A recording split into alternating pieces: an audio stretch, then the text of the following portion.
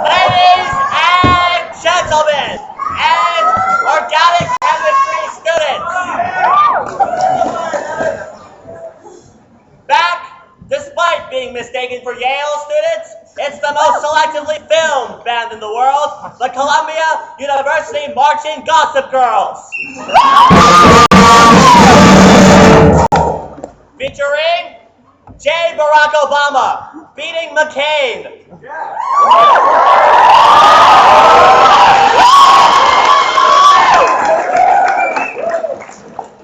J. Wall Street banker feeling the pain.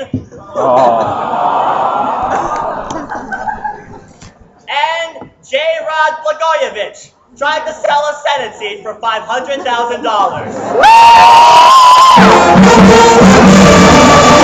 Welcomes itself back to spirited, saccharine, strangely antiseptic, sedulous, sententious, sesquipedalian, semicircular, semicentennial, solipsistic, recently renovated college library, where the shelves are long-lasting but sadly not the men, and the women are checked out but long overdue. As well as the ROTC debate going up, gay servicemen going down, and recruitment in San Francisco at an all-time high, the band now presents its 48th consecutive 60-night semi-annual drive to lower the curve in organic chemistry while consummating the world's largest simultaneous Orgo.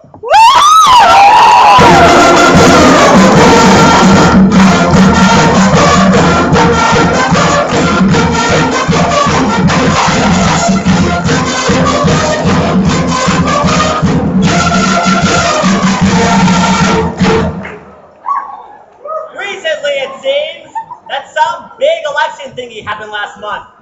It was a last-second landslide. What were you missing due to drinking alcohol?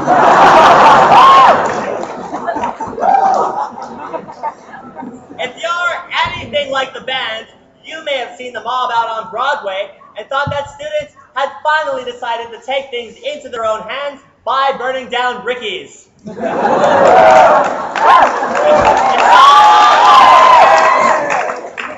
But no, without any racist graffitiing, hunger striking, or face kicking, it was an admittedly un-Columbia-esque celebration of the election of America's first black president, a man named Barack Hussein Obama.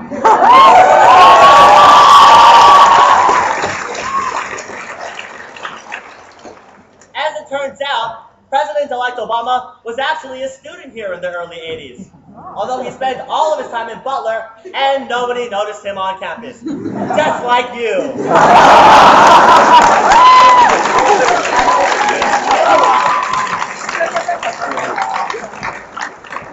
Needless to say, our hero Barack has long shied away from his light blue roots, so much so that one would have thought he was trying to cover up the bomb-throwing, SDS-loving, Bill Ayers fraternizing black militant education that he received here. Which is why Columbia students, having long felt abandoned by their alma mater's most powerful alumnus, were surprised and delighted in September to find Barack Obama on their campus, in their ruined Arledge Auditorium, discussing the merits of service.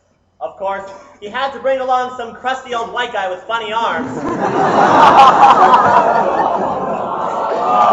Yeah, too soon, right?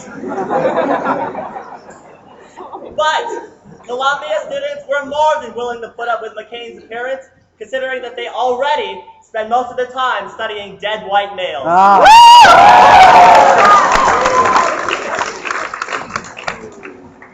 Dubbed Obamacane by the bloggers, the event featured speeches from a virtual who's who of powerful Columbia graduates, including New York Governor David Patterson and Spider-Man.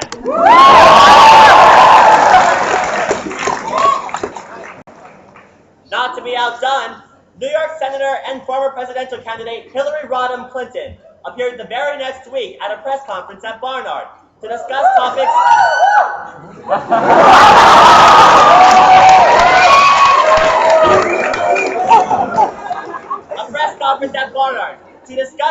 that appeal to Barnard students, such as sewing,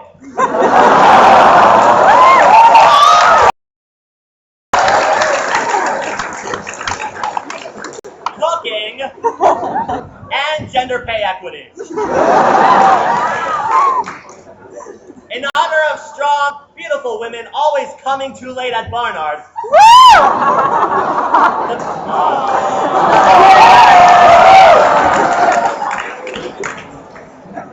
the band now forms a never-ending quest for the presidency and plays Carry On, Wayward Senator.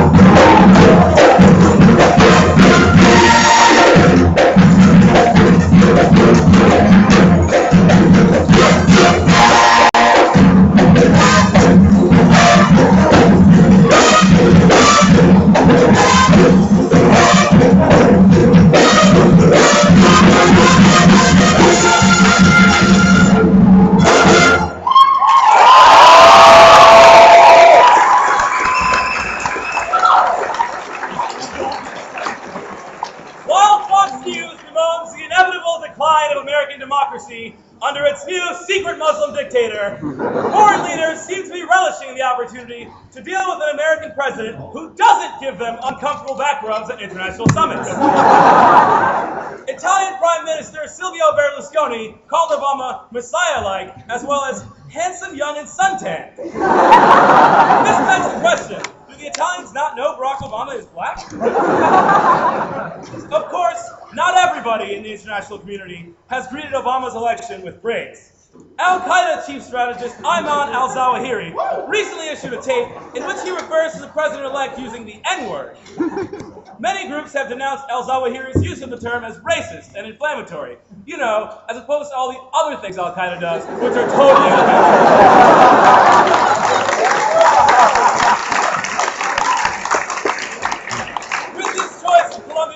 Eric Holder for Attorney General, Barack Obama is finally showing some true blue school spirit. Holder, who scores the Columbia hat trick of possessing a BA, JD, and trusteeship, would be the first black Attorney General in our nation's history. Between Holder, Obama, and Governor Patterson, a shocking new truth is emerging about Columbia. We've become the nation's foremost elite black college.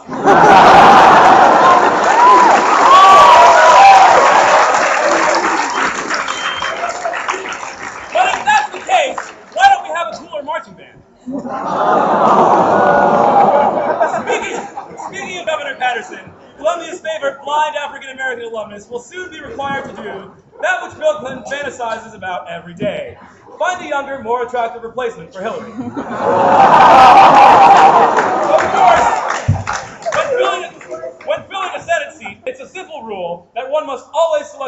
appointee who's been crushed by society even more than the appointer. Ideally, Patterson's choice would be an unknown from outside the realm of politics who is both more racially disadvantaged and more handicapped than he is. Ovaries would also be a plus. Somebody along the lines of Hispanic Helen Keller. Which is why Patterson has been looking at Caroline Bouvier Kennedy, the daughter of John and Jackie Kennedy, and possibly the least disenfranchised person in the state of New York. But while she may not be blind, deaf, black, Hispanic, or unknown, she is a woman. And she does have the most important credential in politics these days, a degree from Columbia.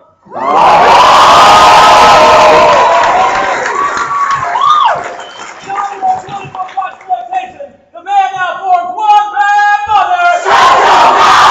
Gonna play Shaft! Then we can dig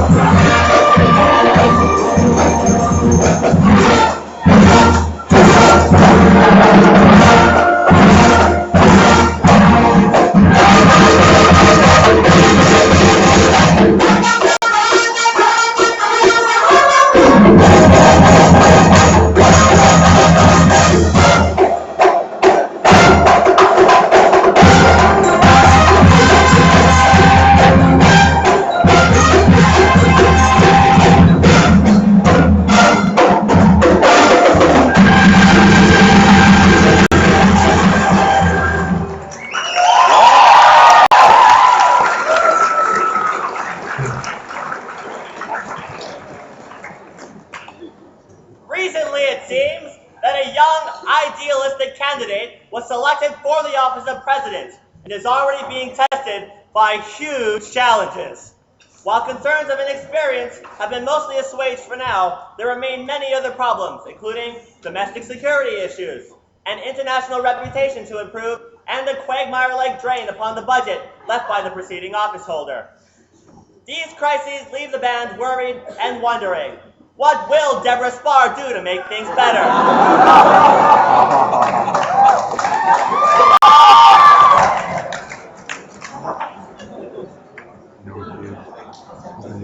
At her lavish inauguration within the confines of Riverside Church, President Spar outlined her new grand vision for Barnard's future.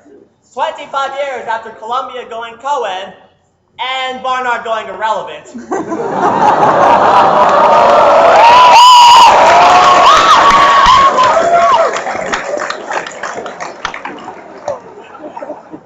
Spar has launched the Barnard Leadership Institute, a program designed to further strengthen and beautify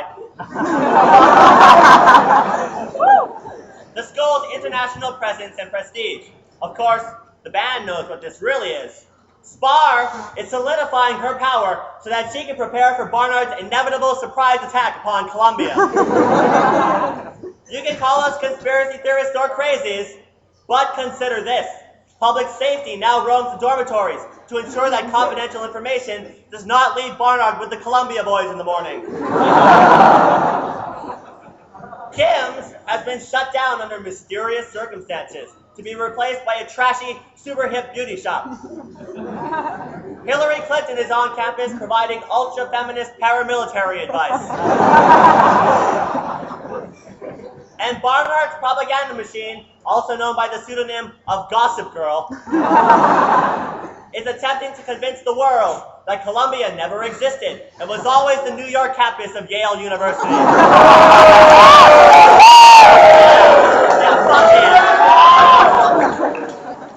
So there it is.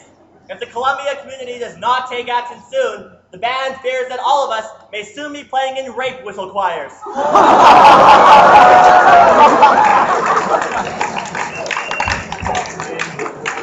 As tears stream silently down our cheeks. In honor of being dragged away by the Barnard Secret Police, the band now forms a straitjacket and plays I Don't Want to Be Sedated.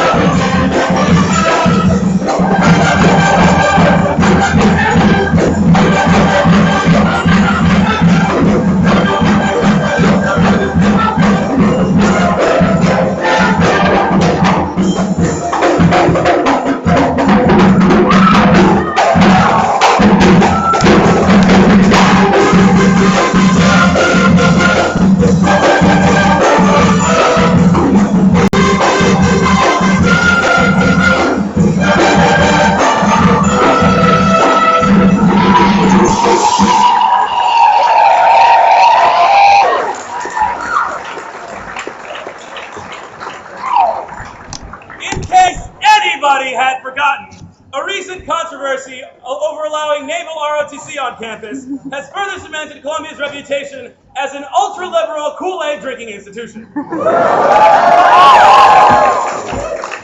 years, Columbians had been content to banish their bellicose brethren to the Bronx, where they could engage in ROTC training on the campus of Fordham University. This was an ideal arrangement for all parties, since Columbia didn't have to compromise its principles of non-discrimination, and Fordham, as a Catholic school, already had a long-standing don't ask, don't tell policy. After being prodded on by both John McCain and Barack Obama's endorsements of ROTC, the student councils held a referendum in November on the issue.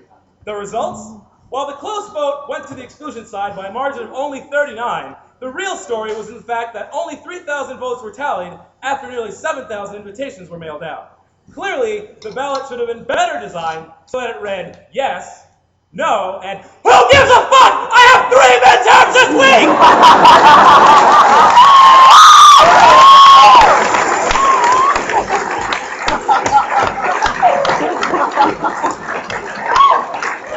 Even more impressive was the fact that nearly 2,000 fraudulent votes were discounted from the poll, including one unnamed troublemaker who reportedly voted close to 300 times. While the hacker's name remains unknown, sources inside the student councils have stated that he goes by the alias of Lee C. and recently contacted them by email.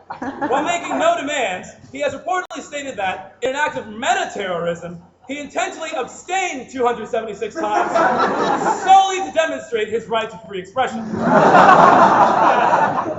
what does it all mean? What does it all mean? We in the band know that it was easy to get confused about the issue, what with the Republicans using "Be the Change" as their slogan, and the college Democrats shouting "Columbia first" at the top of their lungs. So if you need the SparkNotes version of Columbia's most recent campus freakout, just remember this: it's always about the gays. While many condemn ROTC's don't ask, don't tell policy as discriminatory, the program's advocates argue that ROTC itself is the real victim here. After all they want is to have a safe space just like anyone else, where they can promote the traditional military values of strict discipline, sweaty exercise, group showers, and excluding people who are different from them. In honor of the real reason for the flooding in Schermerhorn Extension, the band now forms the sixth-floor glory hole and plays Tainted Love.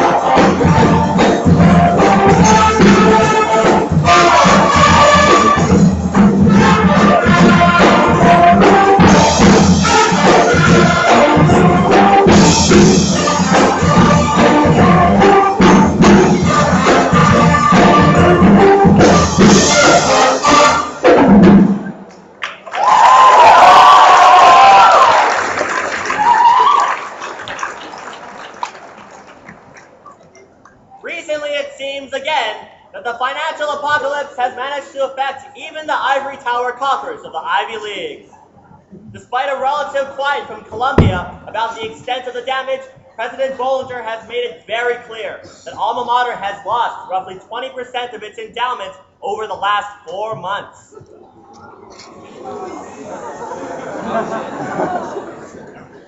Insecure as always, Harvard drastically overcompensated by losing the rough equivalent of Columbia's entire endowment.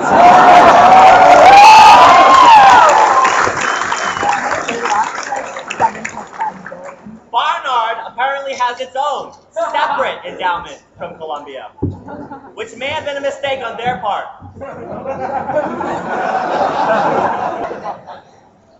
Without the financial security of a bigger, more masculine institution to protect them, Barnard lost more than a quarter of its paltry $200 million endowment.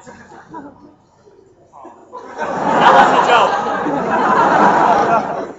Barnard looks even more financially unstable when compared to similar women's colleges. Wellesley's endowment is more than 11 times the size of Barnard's, even after the recession, which is mostly due to the fact that Wellesley women charge for their blowjobs.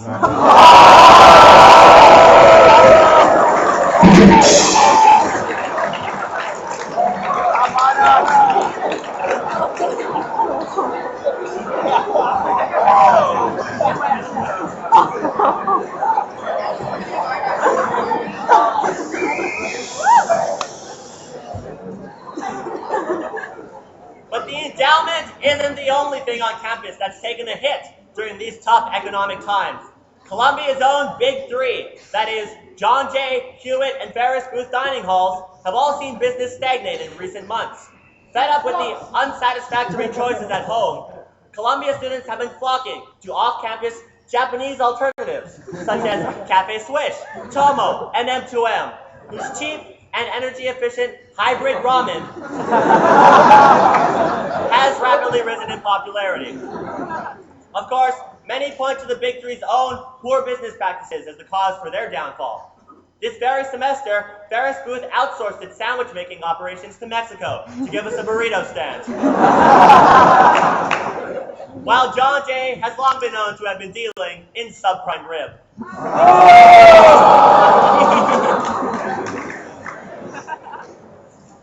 And then there are the econ majors. Those poor econ majors. Who had once hoped to amortize 3 summer internships worth of swallowed Lehman Brothers semen.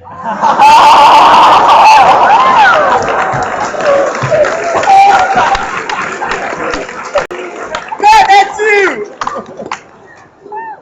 With a high-paying job upon graduation, they now find themselves learning a painful, applied lesson in opportunity cost.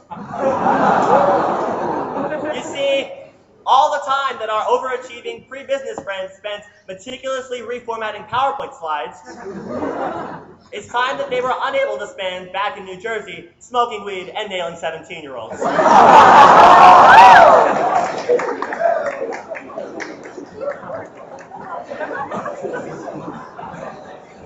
In honor of Columbia's financial fortunes plummeting from the sky, as well as in honor of nailing 17-year-olds, the band now forms the Crashing Cessna and plays Buddy Holly.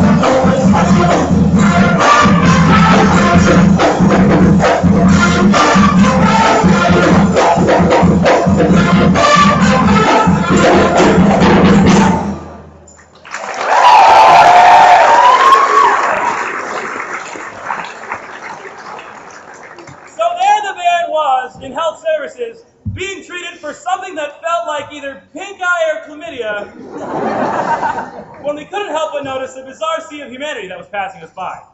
We couldn't believe our eyes, mostly because of our deteriorating vision, but there they were, one after another, people with strange, undiagnosed maladies, braving the hellhole that is Columbia Health Services. First was a sad-looking kid, a loner, with the characteristic depressed slump of a Ween resident. Covered in bruises and hardly able to stand, muttering something about barricading his door, he was dragged in by 14 cops, each of them well over 6 feet tall and clad in riot gear. When asked what seemed to be the problem, the police captain quickly interjected that the young man was unwell. No, seriously, said another cop, we found him this way, right, Punk?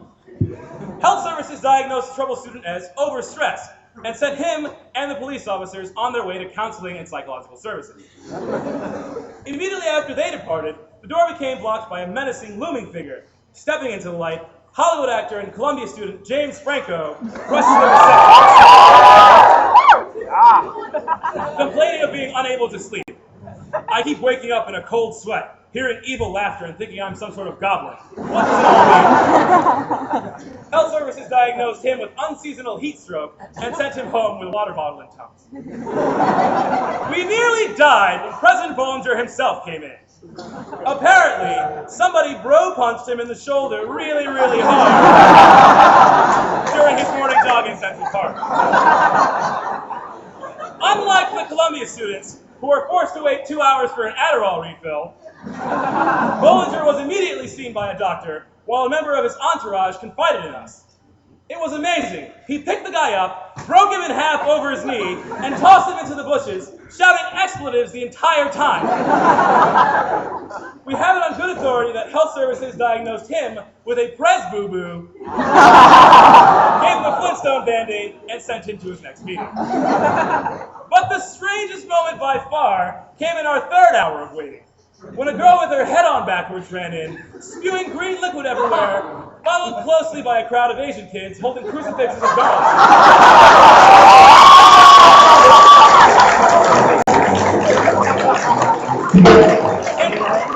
It seems that those crazy Korean campus Christian Crusade for Christ kids have been performing exorcisms again. This time with the blessing of a Broadway RA. Apparently, the KCCC is the Columbia equivalent of the Spanish Inquisition, with RAs serving as our very own Torquemada.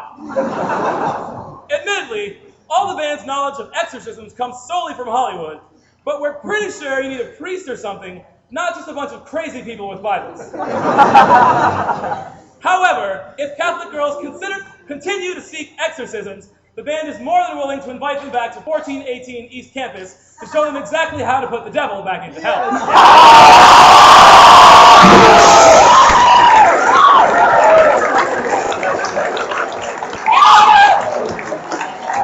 honor of sick Columbia kids collapsing in class, the band now forms a malpractice lawsuit waiting to happen and plays Wipeout.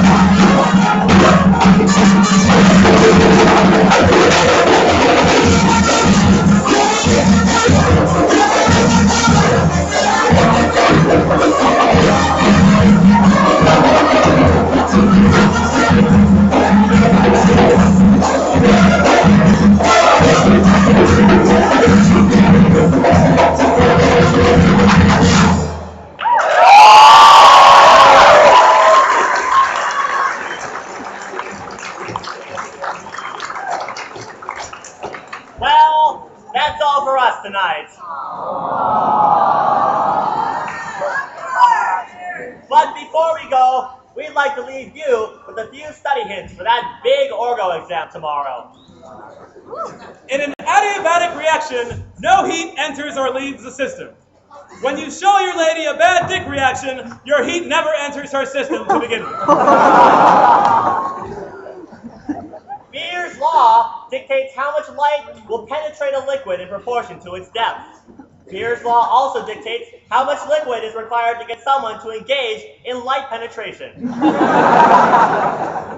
Molarity is the proportion of moles of solute dissolved per liter of a solution. Molarity is also the property of an unskilled blowjob, which is solved by only dating women with dentures.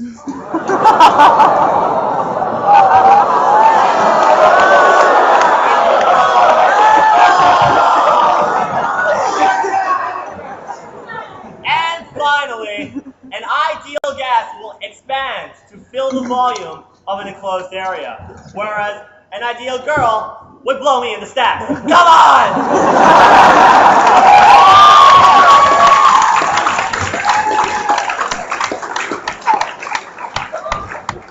Thanks and good night, folks. Try not to break any bookcases on your way out.